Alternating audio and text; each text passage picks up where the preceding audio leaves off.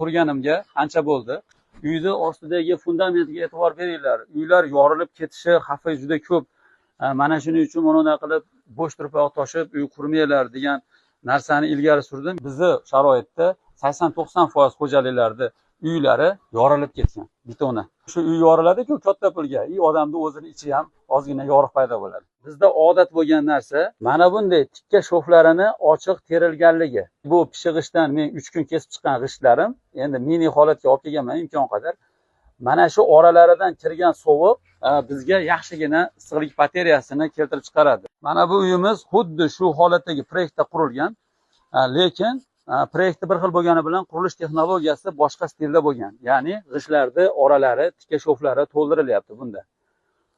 Xo'p, bu to'ldirilganni ikkita yutug'i haqida doim aytganman. Birinchi yutug'i buni mustahkamligi ortadi.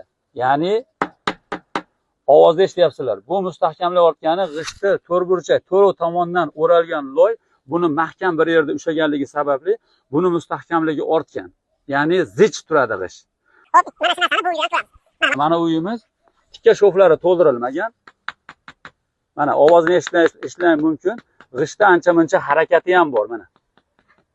Bu masalan mini holatda katta udar hisobida tegyapti-da. Agar katta uyimizni urib qimlatolmaymiz, lekin shu uyimizni mustahkamligi kamroq. Mana bu holatda biz ekonom qilib 80 so'm sarflagan bo'lsak, mana bu narsaga 90 so'm sarf qilingan.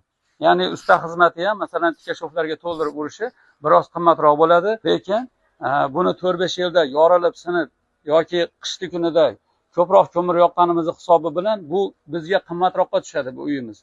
Mana bu uyimiz boshidagi sarfi biroz ko'p bo'lgani bilan bu uyimizni mustahkamligi yaxshi bo'lganligi uchun bu kattaroq foyda bo'ladi bizga. Energiyani ekonom qilsak, albatta hammamiz cho'ntagimizga foyda.